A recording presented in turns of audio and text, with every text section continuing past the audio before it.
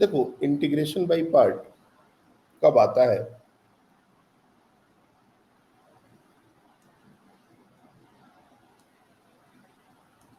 जब हमारा कोई दो फंक्शन मल्टीप्लिकेशन में हो। लाइक अगर कभी ऐसा सिचुएशन आ जाए कि एक फंक्शन है एफ एक्स और मल्टीप्लिकेशन में एक फंक्शन जी एक्स, इस तरह का अगर सिचुएशन हो तो यहां पर इंटीग्रेशन बाय पार्ट लगा सकते हैं। इसमें किसी फंक्शन को फर्स्ट फंक्शन और किसी फंक्शन को सेकंड फंक्शन ऐसा असाइन करना पड़ता है। और इसका जो फॉर्मूला होता है वो क्या होता है, वो पहले मैं लिख देता हूं। F x integration of g x d x minus integration of dy by dx of fx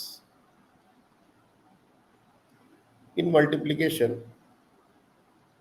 gx dx dx।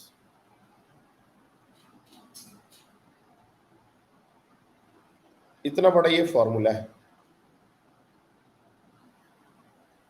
और जिस फंक्शन को हम पहला फंक्शन असाइन करेंगे वही बाहर जाएगा, और जिस फंक्शन को हम सेकंड फंक्शन असाइन करेंगे उसी का इंटीग्रेशन होगा। यहाँ पर हमने gx को सेकंड फंक्शन असाइन किया था। देखो, gx की इंटीग्रेशन में यहाँ पर भी है और gx इंटीग्रेशन में यहाँ पर। बहुत बार इसको इस तरह से भी दे देते हैं, जैसे एफ एक्स जी एक्स ना लिख के u एन टू v। ये थोड़ा देखने में सिंपल दिखता है। तो इसका फॉर्मूला क्या है, u को बाहर निकालो, v d x minus d u by d x v d x whole d x.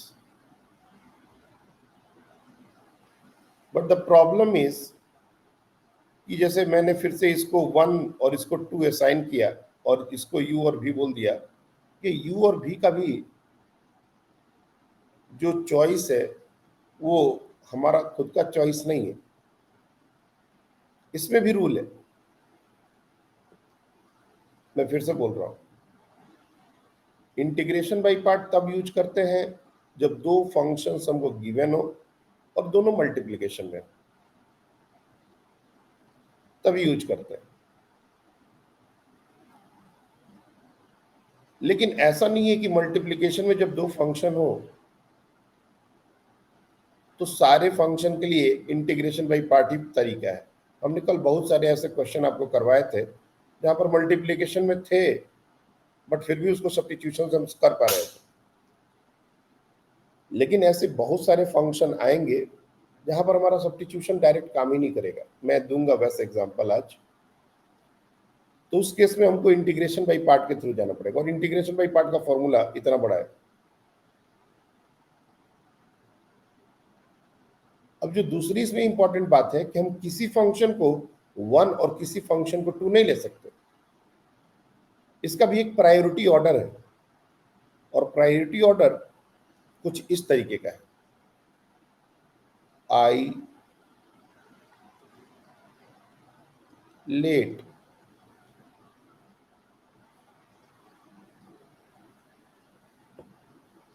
ये है priority order.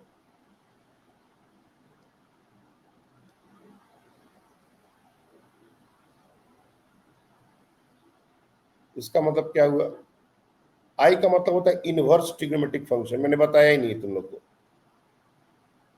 Inverse trigonometric function, ये मैंने इसको एकदम नहीं जिक्र किया है। फिजिक्स में ये न के बराबर आता है। L logarithmic function, A algebraic function,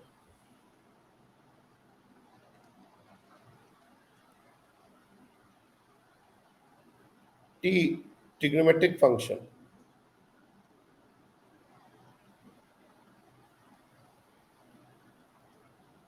और और ई एक्सपोनेंशियल फंक्शन।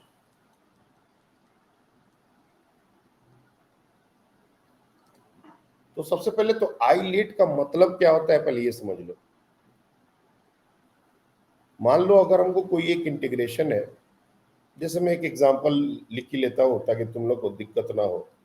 एक इंटीग्रेशन तुमको दे दिया गया x sin x dx, इसको बोला गया कि तुम इसको इंटीग्रेट करो। अब यहां पर कोई सब्स्टिट्यूशन काम नहीं करेगा, तुम x को सब्स्टिट्यूट करोगे तो बात बनेगा नहीं। यहां पर x स्क्वायर था तो थोड़ा काम आसान हो गया था, कल हमने इसको कराया था। लेकिन x sin x में अपना कोई सब्स्टिट्यूशन काम नहीं करेगा, अपने को इंटीग्रेशन बाई पार्ट पर ही जाना पड़ेगा। चलिए ठीक है, लेकिन x sin x में किसको u ले और किसको भी ले ये अपने को डिसाइड करना पड़ेगा। ऐसा नहीं है कि चलिए भैया हम sin x को भी u ले लेते हैं, x को भी ले लेते हैं और काम करते हैं, नहीं, गड़बड़ हो जाएगा। ये प्रायोरिटी ऑर्डर अपने को चाहिए। पहला फंक्शन किसको लेना है, u किसको लेना है, ये है उसका प्रायोरिटी ऑर्डर। सबसे पहले चेक करना है क्या कोई इनवर्स ट्रिग्नोमेट्रिक फंक्शन है क्या, नहीं है। क्या कोई लॉगरिथमिक फंक्शन है क्या, नहीं है। क्या कोई अलजेब्रिक फंक्शन है क्या, यहां है, x अलजेब्रिक फंक्शन है। हमारा जो x है वो अलजेब्रिक फंक्शन है, तो इसी को हम लोग 1 बोल देंगे, इसी को हम लोग u बोल देंगे, जो बोल दो। और उसके बाद जो सेकंड फंक्शन है जो बचा हुआ है उसको भी बोल दो। ऐसा मत समझना कि x हमने पहले लिखा है इसलिए इसको 1 ले लिया। sin x इंटू एक्स भी होता तब भी x को ही पहले लेते। इंटीग्रेशन बाई पार्ट का सबसे बड़ा प्रॉब्लम यह है कि हम किसी भी फंक्शन को u नहीं ले सकते। हमारा एक प्रायोरिटी ऑर्डर है उसके लिए। तुमको अगर याद हो डिफरेंशिएशन में हम लोग दो फंक्शन का जब मल्टीप्लिकेशन होता था और हम उसको डिफरेंशिएट करते थे तो पहले किसको लेना है इसका कोई मतलब नहीं होता था। मैं क्या बोल रहा हूं, जैसे अगर तुम लोग को याद हो, अगर हम लिखते थे dy by d x of f x into g x. अब पहले कौन सा फंक्शन है इससे कोई लेना देना नहीं है। एक बार एक फंक्शन को कांस्टेंट करके दूसरे फंक्शन को डिफरेंशिएट करो और दूसरी बार दूसरे फंक्शन को कांस्टेंट करके पहले फंक्शन को डिफरेंशिएट करो। अगर हम चेंज करेंगे सीक्वेंस को तब भी यही रिजल्ट आएगा। मतलब अगर तुम मान लो सीक्वेंस चेंज करते हो तो कुछ इस तरीके से लिखोगे और ऊपर वाले रिजल्ट में और नीचे वाले रिजल्ट में कोई फर्क नहीं है।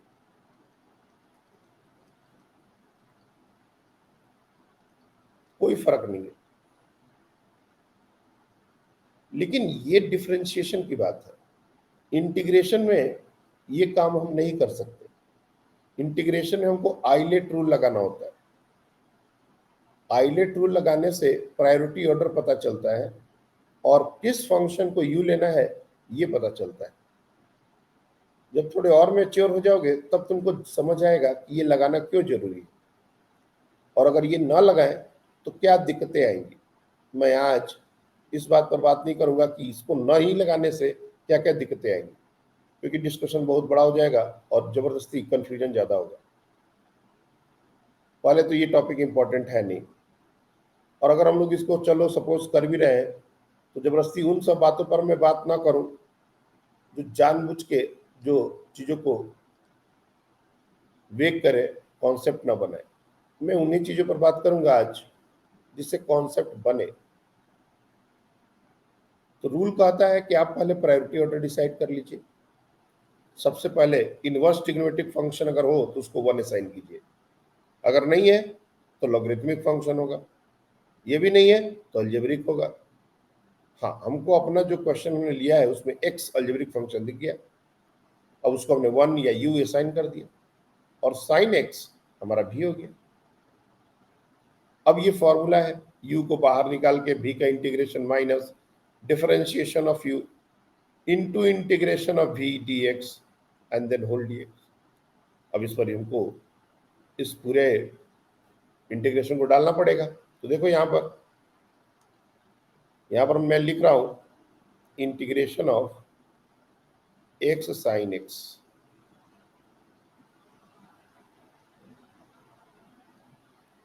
इसको लिख सकते हैं x integration of sin x dx minus dy by dx of x into sin x dx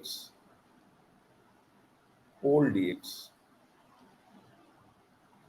अब ये सामने है तो हमने देख के इसको लिख दिया, लेकिन अगर ये फॉर्मूला हमको याद नहीं हो तो ये लिखना बड़ा मुश्किल काम है। इंटीग्रेशन बाई पार्ट का ये फॉर्मूला अपने को याद होना, ये थोड़ा सा स्टार्टिंग में मुश्किल होता है, बट अब क्या करें, अब है तो है, 2 4 5 क्वेश्चन लगातार करोगे तो याद हो जाएगा। अब इसके बाद इसको सॉल्व करने की बारी। एक्स बाहर में है, साइन एक्स का इंटीग्रेशन होता है माइनस कॉस एक्स। अब यहां पर सी लिखने की जरूरत नहीं है, जब इंटीग्रेशन कंप्लीट होगा तो बाद में एक प्लस सी करके एक कांस्टेंट डाल देंगे, अभी हर स्टेप पर डालने की जरूरत नहीं। Minus d y by d x of x हो जाएगा 1, साइन एक्स का हो जाएगा minus cos x d x. अब यहां पर देखो, यहां पर हो जाएगा माइनस एक्स कॉस एक्स, और ये माइनस और माइनस हो जाएगा plus cos x dx। So minus x cos x plus cos x का इंटीग्रेशन होता है sin x, और फाइनली एक कांस्टेंट ऑफ इंटीग्रेशन तो जाएगा ही, डाल दो। ये हो गया हमारा फाइनल रिजल्ट।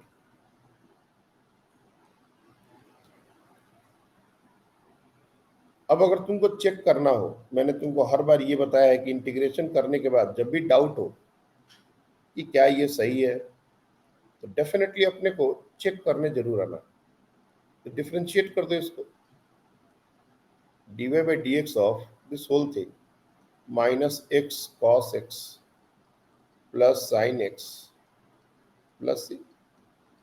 अगर इसको डिफरेंशिएट करने से एक्स साइन एक्स का टर्म मिल जाए तो हो गया मेरा बात।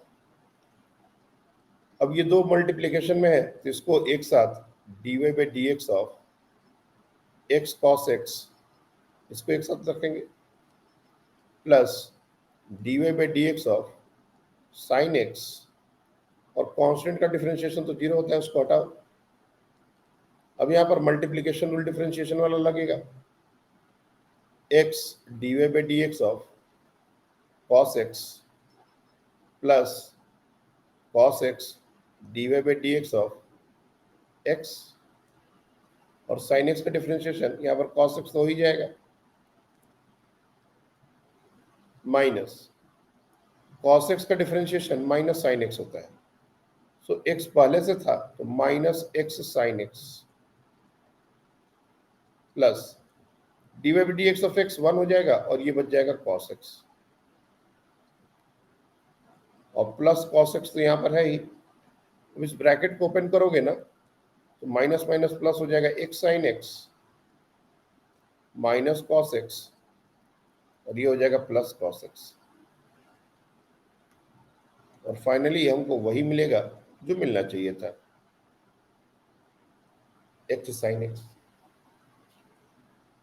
ये इजी नहीं है, मैं इसको बिल्कुल भी इजी नहीं बोलूंगा,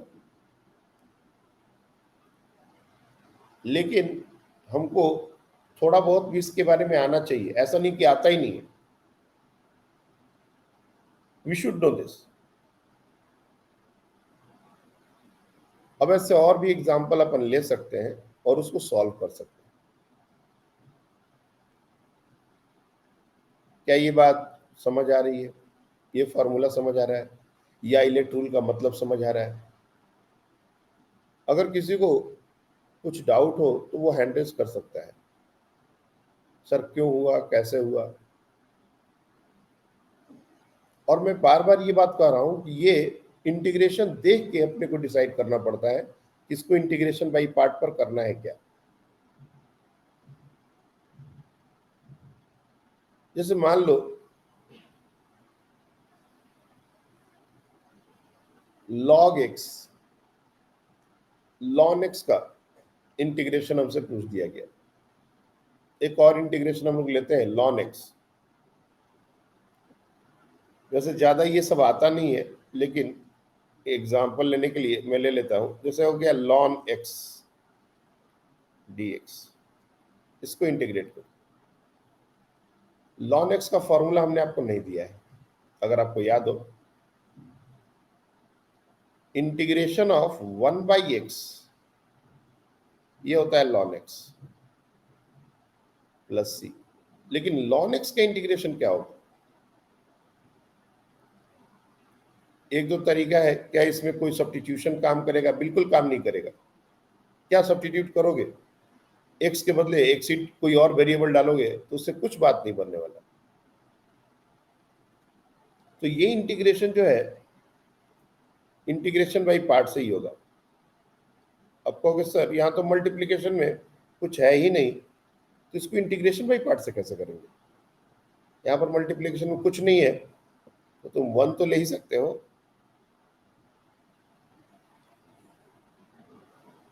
वन इंटू ln x, ये करने में क्या बुराई है? कोई बुराई नहीं। ln x dx का इंटीग्रेशन अपने को निकालना है और हमको कोई और तरीका नहीं समझ में आएगा। क्यों? सब्स्टिट्यूशन क्या करोगे? x ही है तो x के बदले क्या सब्स्टिट्यूट करोगे? और कुछ सब्स्टिट्यूशन दिखेगा ही नहीं तुमको। तो ये इंटीग्रेशन बाई पार्ट से होता है। कैसे होता है? हमने जानबूझ के 1 मल्टीप्लाई कर दिया। चलिए ठीक है, अब हम वापस से जाएंगे आइलेट रूल पर। ILATE इनवर्स ट्रिग्नोमेट्रिक फंक्शन नहीं है, लेकिन लॉगरिथमिक फंक्शन है। यानी कि ln x dx 1 into ln x dx में ln x हमारा u हो जाएगा और ये 1 हमारा v हो जाएगा। ये बहुत ध्यान रखना है। प्रायोरिटी ऑर्डर में ये 1 होगा और ये 2 होगा। अब ln x को बाहर निकाल दो, फॉर्मूला लगाओ। इंटीग्रेशन ऑफ 1 dx का सीधे dx लिख दे, minus dy by dx of ln x integration of dx whole dx।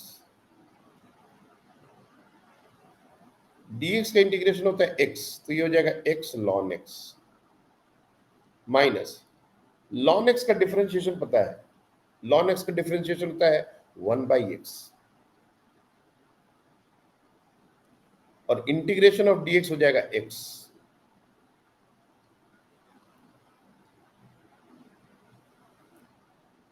तो ये हो जाएगा x ln x minus dx का इंटीग्रेशन फिर से हो जाएगा x प्लस c। यानी कि अगर तुमको फॉर्मूले की तरह भी ln x dx का इंटीग्रेशन अगर याद करना हो तो तुम डायरेक्ट याद कर सकते हो। इंटीग्रेशन बाई पार्ट ऐसा पूरा करने का जरूरत नहीं है। ये हमारा integration of ln x dx इसका एक तरीके से रिजल्ट है और इसको इंटीग्रेशन बाई पार्ट से सॉल्व किया।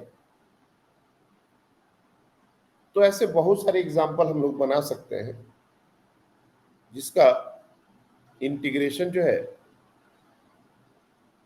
वो इंटीग्रेशन बाई पार्ट से आता है, बट उसके लिए ये फॉर्मूला अपने को याद होना।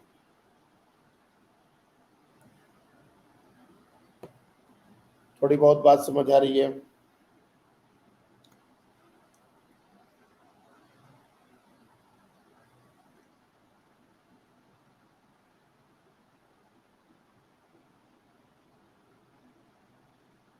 इंटीग्रेशन बाई पार्ट में और भी एग्जाम्पल है,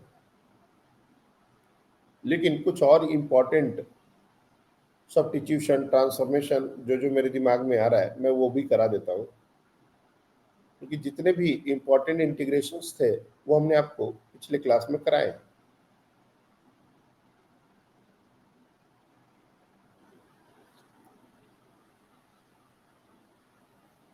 एक इंटीग्रेशन देखो, हमने आपको ये इंटीग्रेशन नहीं कराया था, integration of tan x dx। अब मान लो ये इंटीग्रेशन है tan x dx, कैसे करेंगे इसको? कोई सब्स्टिट्यूशन अभी डायरेक्टली देके काम नहीं आएगा, लेकिन अगर इसको tan x को हम लोग sin x by cos x कर दें,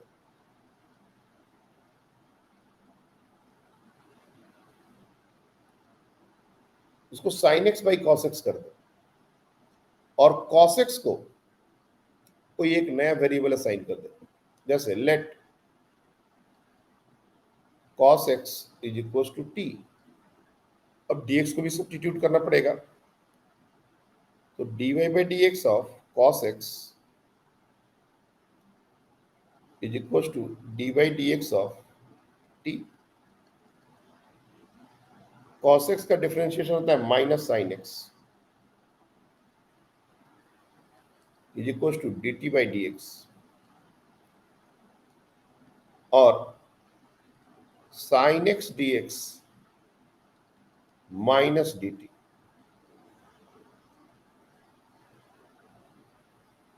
तो साइन x dx का सीधे सीधे हमने वैल्यू निकाल दिया जो ऊपर में था। देखो अब cos x के बदले t डालना है और sin x dx के बदले माइनस डी टी डालना है। देखो इंटीग्रेशन कितना सिंपल हो गया, minus d T upon T, minus गया बाहर और ये simply D t by T हो गया, D x by x, one by x d x का इंटीग्रेशन। और ये क्या होता है, लॉन एक्स होता है, लॉन टी प्लस सी, और टी क्या था, cos x। So minus ln cos x plus C, ये हो जाएगा tan x का इंटीग्रेशन। ये एक स्टैंडर्ड रिजल्ट की तरह भी याद किया जा सकता है, लेकिन इसकी जरूरत कम पड़ती है।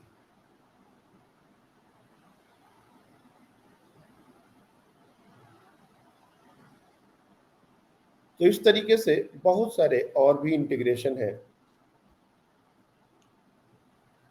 जो हमारे, लेकिन मोस्टली हमारा जो काइनेमेटिक्स वगैरह में इंटीग्रेशन आएगा वो अलजेब्रिक फंक्शन आएगा, और अलजेब्रिक फंक्शन का इंटीग्रेशन बिल्कुल बहुत ही सिंपल है। मतलब तुम लोग ने जितने भी क्वेश्चन किए होंगे इंटीग्रेशन का, पहले भी हमने एक शीट अपलोड किया था, कल भी किया, तो जो क्वेश्चन बैंक है उसके बुकलेट में भी आपको इंटीग्रेशन के एग्जाम्पल दिखे होंगे। मोस्टली इंटीग्रेशन आपको इस तरह के होते हैं, 3-4 फंक्शन एडिशन में हो और सब अलजेब्रिक हो, like x cube plus 2x square minus 3x plus 4 dx। ये है हमारा एक इंटीग्रेशन जो बहुत ही कॉमन इंटीग्रेशन है, motion in straight line. Kinematics में जब हम इंटीग्रेशन की बात करेंगे तो ज्यादातर इंटीग्रेशन ऐसे आएंगे, पूरे फिजिक्स में तो हर तरह के इंटीग्रेशन आएंगे जितने भी कराए गए हैं, लेकिन काइनेमेटिक्स वाले चैप्टर में ज्यादातर इंटीग्रेशन ऐसे ही आता है। और इस इंटीग्रेशन को करना कोई बड़ी बात नहीं है, सबको अलग अलग तोड़ दो, x Q D x plus 2x square D x minus 3x D x plus 4 dx। उसके बाद जो कांस्टेंट टर्म्स है उनको बाहर निकाल दो, जैसे एक्स क्यूब, यहाँ पर कोई कांस्टेंट टर्म नहीं है, इसको चाहो तो डायरेक्टली इंटीग्रेट करके एक्स टू द पावर 4/4,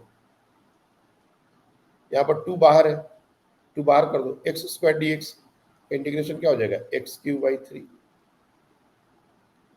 3 बाहर जाएगा, एक्स डी एक्स का इंटीग्रेशन एक्स स्क्वायर बाई 2, और लास्ट में 4 बाहर जाएगा, dx का इंटीग्रेशन x। इस तरीके से ये हमारा इंटीग्रेशन कंप्लीट हो गया। अगर डेफिनेट इंटीग्रेशन होता तो लिमिट भी पुट कर देते हर जगह। ज्यादातर इंटीग्रेशन काइनेमेटिक्स में ऐसे ही आते हैं, सिंपल वाले।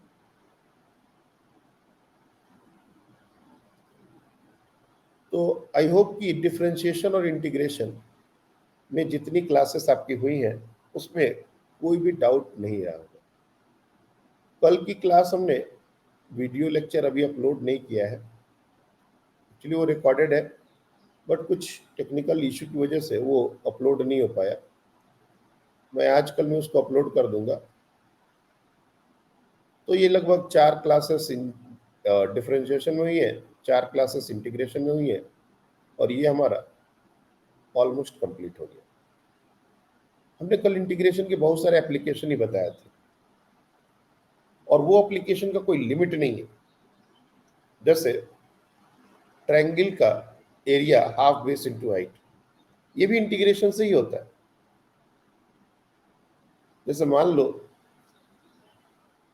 क्योंकि मुझे इसकी जरूरत बाद में पड़ने वाली है, इसलिए मैं थोड़ा बहुत हर चीज बता देता हूँ। एक बार बच्चा देखता है तो शायद पहली बार उसको नहीं समझ में आता, दूसरी बार, तीसरी बार, चौथी बार धीरे धीरे उसको चीजें समझ आती है। मान लो एक ट्रायंगल है,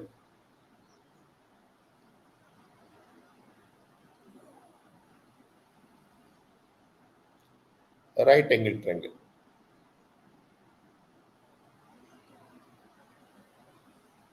ये हाइट है हमारा, मान लो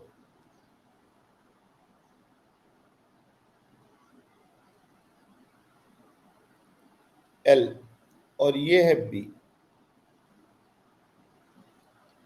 तो इसका एरिया जो है वो नो डाउट तुम लोग एक बार में लिख सकते हो, half into base into height.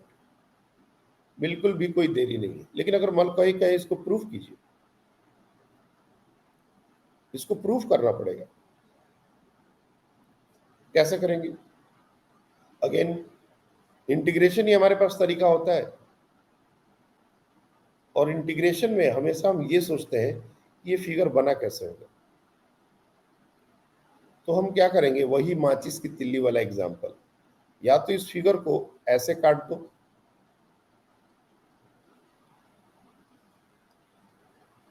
और एक एक छोटा छोटा माचिस का तिल्ली जिसका साइज वेरिएबल है, या तो हम ऐसे इसको कंसिडर कर सकते हैं, या फिर ऐसे काट दो।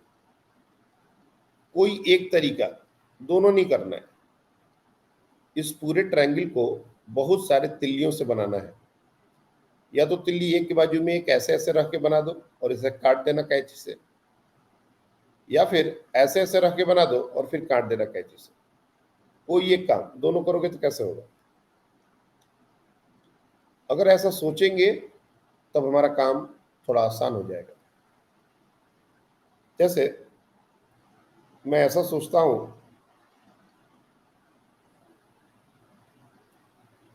ये जो राइट एंगल ट्रायंगल है, इसको बहुत सारी तिल्लियों से हमने बनाया है, और एक तिल्ली उसमें से हमने कंसीडर किया। ये एक तिल्ली है जिसका जो थिकनेस है, जो विड्थ है, वो है dx, और अगर dy ले लो dy, और इसकी जो हाइट है नीचे से वो है y। ऐसे बहुत सारी तिल्लियां एक के ऊपर एक के ऊपर एक ऐसे रखी हुई हैं। हमने एक तिल्ली लिया और उसका विड्थ ले लिया dy, उसकी जमीन से नीचे से हाइट है y, और ऐसे बहुत सारी तिल्लियां हैं। अगर हम इस तिल्ली को थोड़ा सा यहां अलग करके बना दें,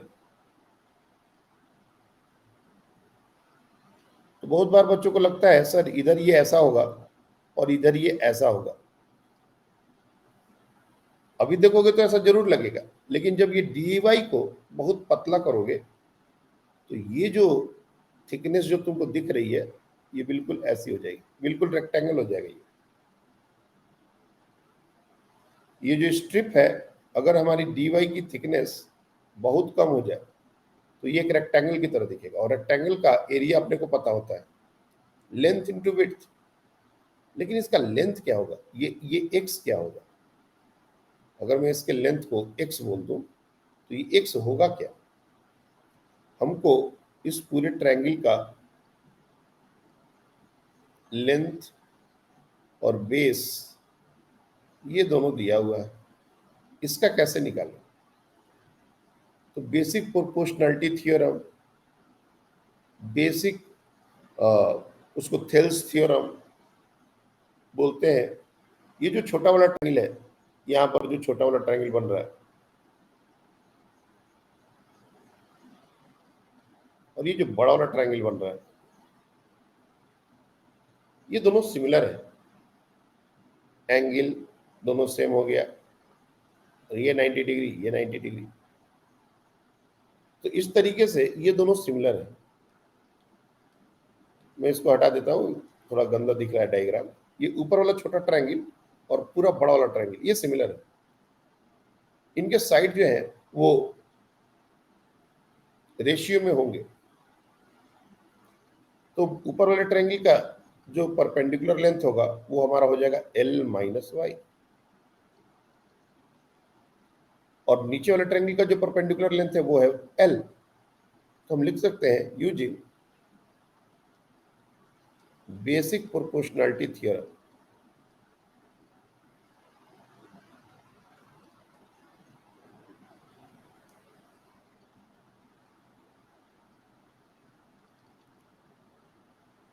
L minus y by L is equal to, यहाँ पर नीचे का जो लेंथ हमने लिया है छोटे का, उसको x divide by b।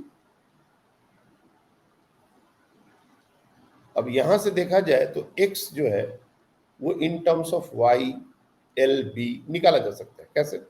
x can be written as b times L minus y upon L, और इसको b 1 minus y by L ऐसा लिख सकते हैं। तो जो उस स्ट्रिप का लेंथ चाहिए था वो y के टर्म्स में आ गया। एल बी भी है, एल बी तो गिवन है, और विड्थ अपने को dy दिया हुआ था। अब हम लोग एरिया निकाल सकते हैं। तो यहां पर देखो, area of small strip and that is equal to x into dy। x क्या आ गया है? b 1 minus y by L dy। लेकिन ये तो स्मॉल एरिया है, अपने को तो पूरा एरिया चाहिए। तो पूरा एरिया के लिए इंटीग्रेशन करो, और क्या, सारा एरिया हम खुद बैठ के थोड़ा निकालेंगे। अब यहाँ पर जो टर्म कांस्टेंट है उनको बाहर निकालेंगे, लेकिन लिमिट्स की बात कर ले पहले। कहां से कहां तक? तो वेरिएबल क्या है? y is a variable. कहां से कहां तक वेरी करेगा? तो y वेरी करेगा 0 से लेके L तक। जो सबसे नीचे वाला स्ट्रिप होगा उसकी हाइट होगी 0, और जो सबसे ऊपर वाला स्ट्रिप होगा उसका हाइट हो जाएगा L, इसीलिए 0 टू L। b को बाहर निकाल दिया। अब ये इंटीग्रेशन के अंदर क्या बचा है? 0 to L 1 minus y by L dy। कोई इंटीग्रेशन बाई पार्ट यहाँ जरूरी ही नहीं है, ये दो पार्ट में टूट जाएगा। तो 0 to L dy minus y by L dy। L constant है, याद रखना, ये बाहर निकल जाएगा। b dy का इंटीग्रेशन y, और ये हो जाएगा 0 to L minus 1 by L,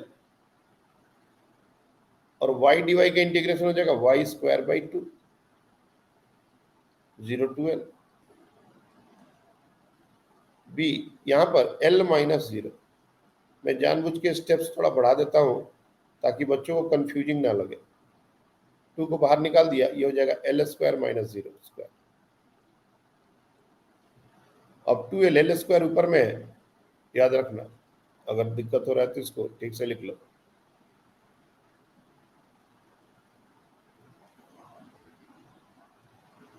1/2L और ये ऊपर में है L² minus 0²।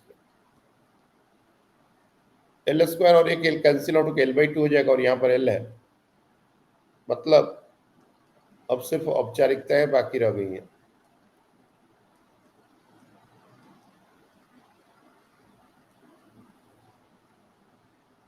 L/2 into B और इसी को लिखते हैं हम लोग हाफ बेस इंटू हाइट। तो ये भी हमारे इंटीग्रेशन से ही आया। और भी तरीके हैं, सीधे सीधे तो अगर सोचा जाए तो ये एक रेक्टेंगल है, तो जितना भी इसका एरिया होगा ये उसका आधा होगा। डायरेक्टली यहां से भी बोला जा सकता है,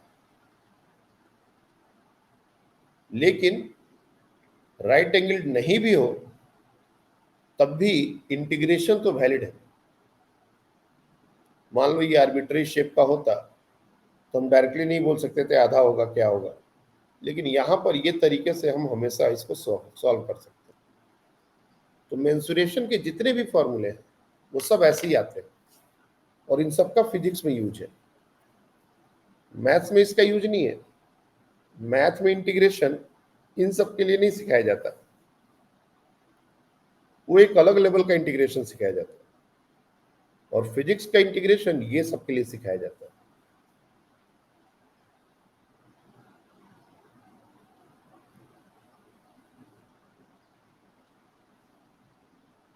क्या ये बात समझ आ रही है?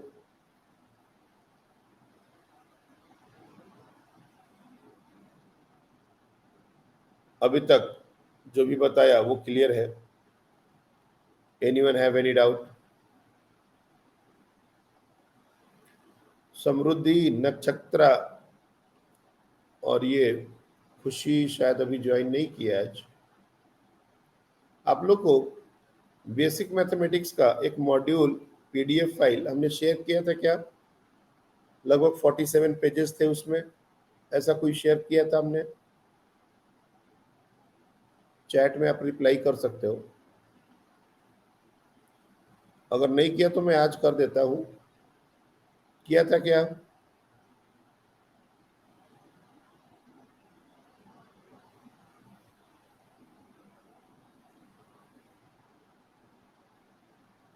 हाँ, मुझे जहां तक लग रहा है कि मैंने किया नहीं था, लेकिन वो क्या मैसेज डिसअपीयरिंग आजकल व्हाट्सएप पर हो रहा है, तो एक बार रिकन्फर्म कर लिया।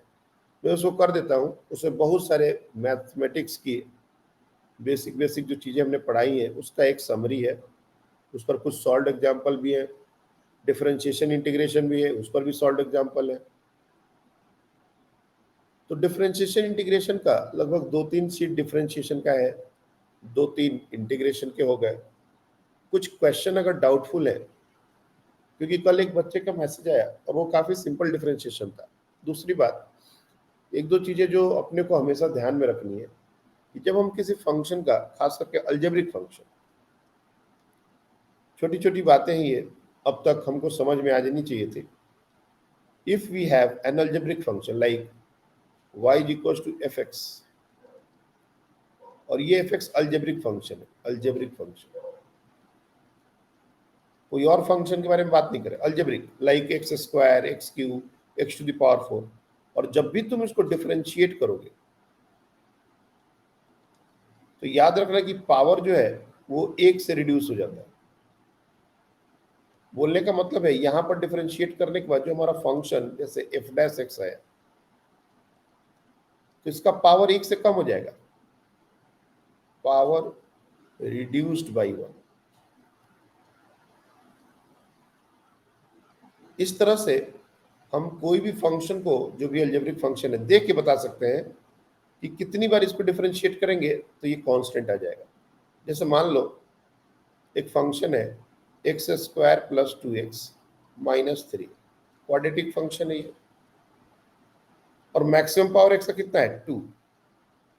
अगर इसको एक बार डिफरेंशिएट कर दोगे तो x का पावर 1 हो जाएगा, और इस अगली बार डिफरेंशिएट कर दोगे कांस्टेंट बच जाएगा। 2 बार डिफरेंशिएट अगर हमने कर दिया तो हमको एक कांस्टेंट मिलेगा, और अगर तीसरी बार कर दिया तो 0 हो जाएगा। ये देख के ही पता चल रहा है, इसको करने की जरूरत नहीं है, तुम चाहो तो कर लो। dy/dx ऑफ, अगर ये fx है, करोगे तो ये कितना हो जाएगा, 2x + 2, पावर x से कम हो गया। एक बार और कर दो, तो d2fx/dx², ये हो जाएगा सिंपली 2, पावर गायब ही हो गया। और गलती से अगर तीसरी बार कर दिए तो ये 0 हो जाएगा, कांस्टेंट हो गया तो डिफरेंशिएशन 0। तो ये चीज हमको अब देख के ही समझ में आ जानी चाहिए। और उल्टा इंटीग्रेशन में क्या होता है, इंटीग्रेशन में पावर बढ़ता है, इसका जो पावर होगा इंक्रीजेस बाई 1।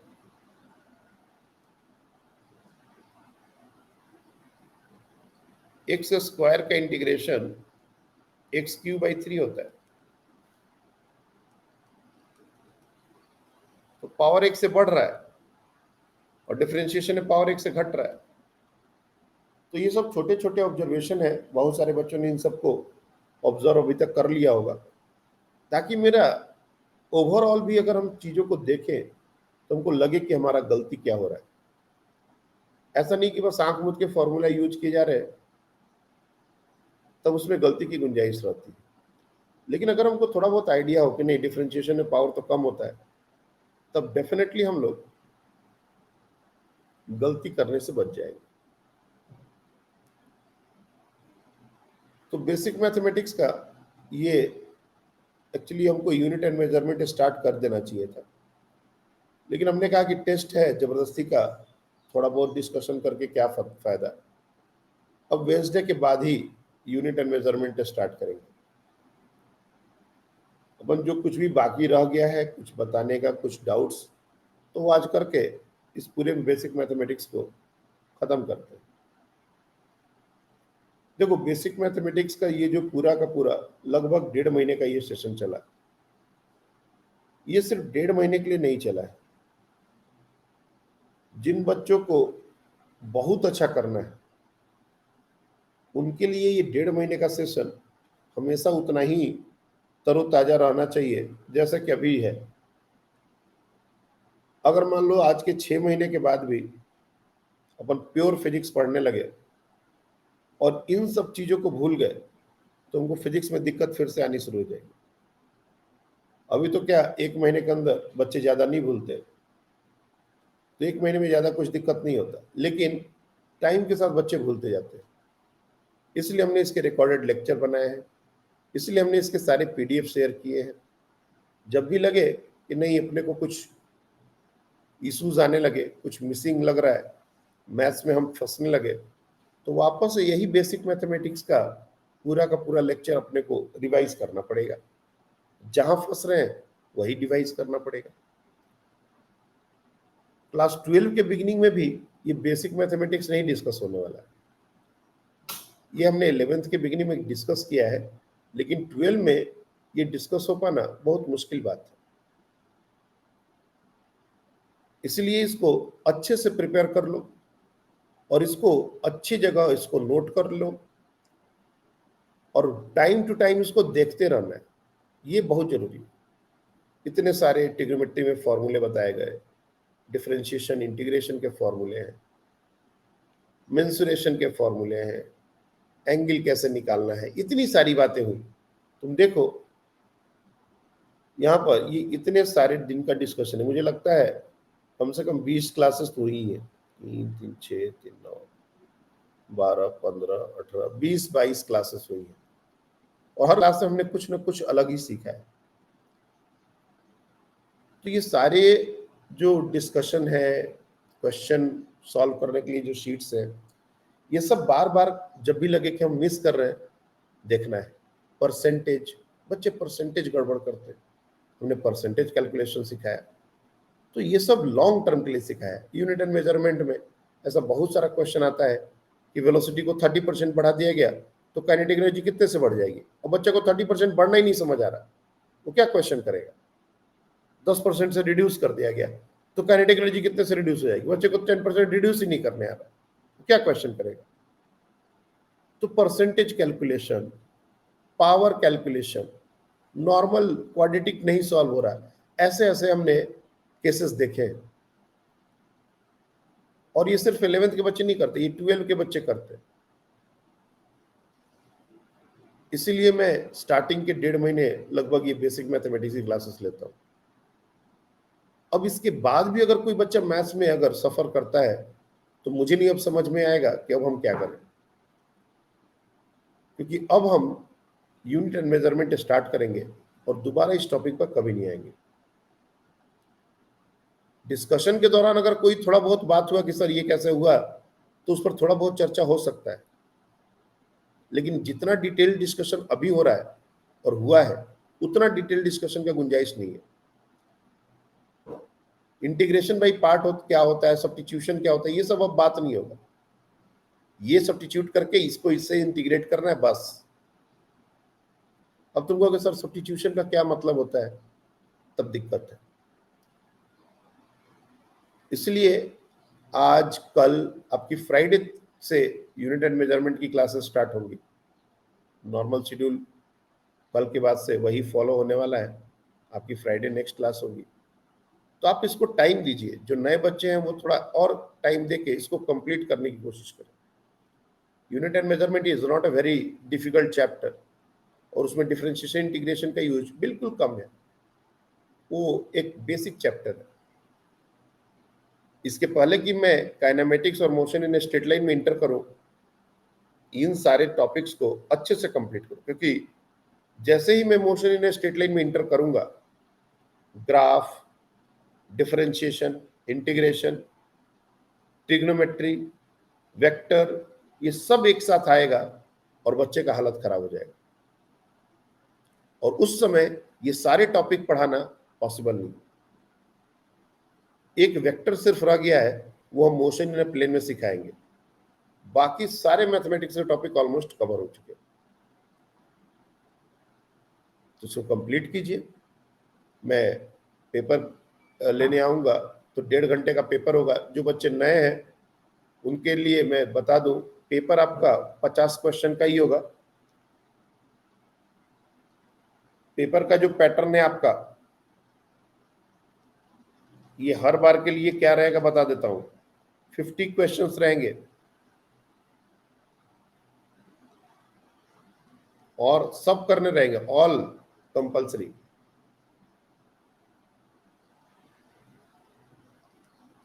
45 नहीं करने, टोटल करने सारे। Total marks 200।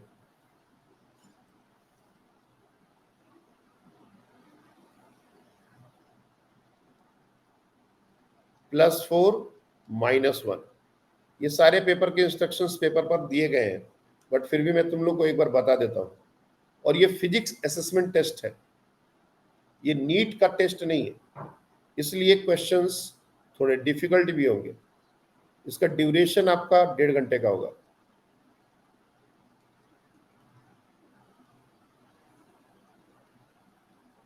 One hour 30 minute. जब भी टेस्ट होगा 50 क्वेश्चन का ही होगा, 1.5 घंटे का ही होगा, और 200 मार्क्स के होंगे।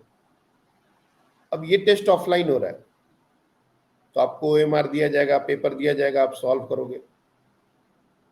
लेकिन कभी कभी ऐसा भी होगा कि आपको ऑनलाइन टेस्ट दिया जाएगा।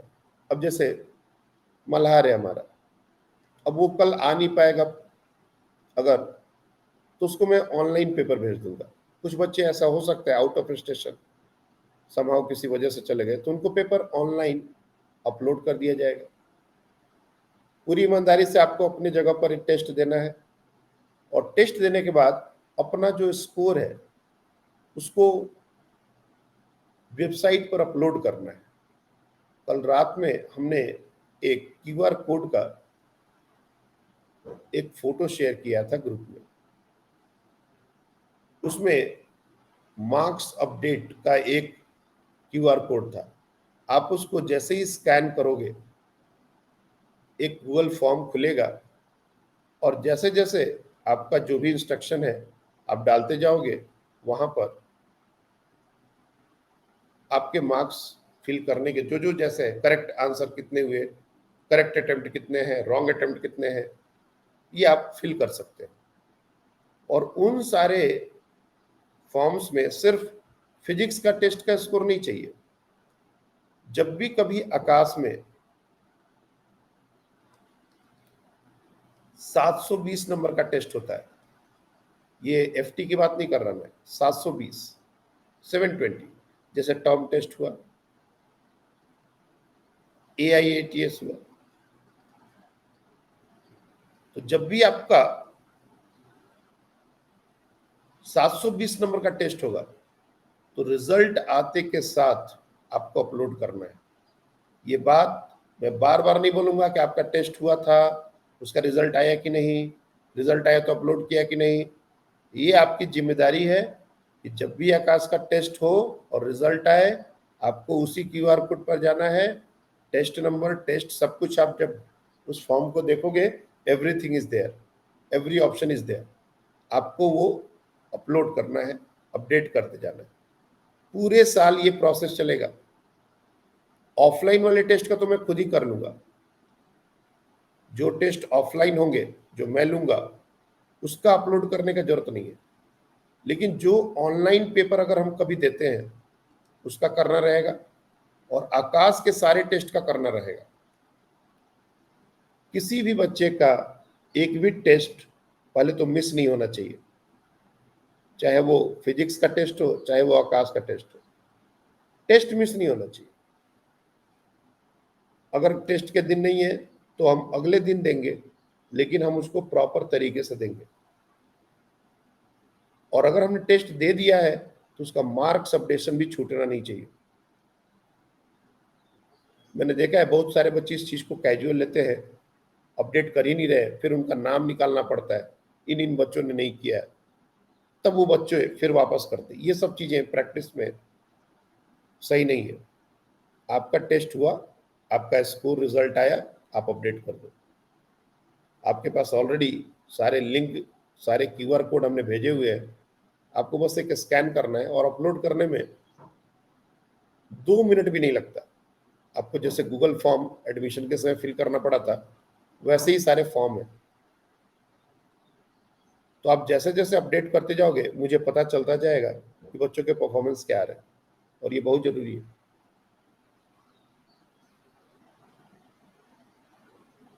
तो ये सब बातें थी। हाँ बोलो। हाँ मल्हार बोलिए। अभी भी एक 720 मार्क्स की टेस्ट हुई थी, तो उसके मार्क्स भी उधर डाल सकते क्या? 720 का मार्क्स का जो पेपर होगा ना आपका LN में, हाँ वह सिर्फ उसी का अपडेट करना है, उससे कम का कोई मतलब नहीं बनता। हाँ। और सर टेस्ट का टाइमिंग क्या होगा? कल का जो टेस्ट है वो 11:30 to 1, ऐसा 1.5 घंटे का टेस्ट है। लेकिन जो बच्चे ऑनलाइन देंगे मैं उनके लिए पेपर कल 11 बजे, 11:30 बजे अपलोड कर दूंगा। वो पूरे दिन दे सकते हैं। पेपर अपलोड होने के बाद वो एक PDF फाइल होगी। वो ऑनलाइन टेस्ट मॉड्यूल हमारे पास अभी नहीं है कि ऑनलाइन टेस्ट के लिए जैसा ऑनलाइन टेस्ट होता है, ऑप्शंस होता है, उसी में टिक करना होता है, वैसा नहीं है। पेपर चला जाएगा, आप अपने कॉपी पर सॉल्व कीजिए, आप उसको एक आंसर की बनाइए, बाद में मैं आंसर की अपलोड करूंगा, उससे चेक करिए और मार्क्स बता दीजिए कि ये मार्क्स है। और ये टोटल आपके ईमानदारी पर है। जो भी बच्चे ऑनलाइन टेस्ट देंगे सबके लिए ये बात है। ऑनलाइन टेस्ट मॉड्यूल अभी हमारे पास नहीं है, तो आपको सीधे PDF जैसे एक असाइनमेंट शीट होती है वैसे ही जाएगा। आपको उसको टाइम में 1.5 घंटे का टाइमर लगा के उसको सॉल्व करना है पूरी ईमानदारी से। कोई कॉपी चेक देखना नहीं, मार्क्स के लिए हम कॉपी देख रहे हैं। इलीगल प्रैक्टिस को हम कभी सपोर्ट नहीं करते। इलीगल प्रैक्टिस से तुम कितना भी मार्क्स ला दो, आज नहीं तो कल वो दिखेगा ही। इलीगल कोई भी काम नहीं करना, पूरी ईमानदारी से दीजिए, कम आए तो भी चलेगा, कोई दिक्कत नहीं। तो इस तरीके से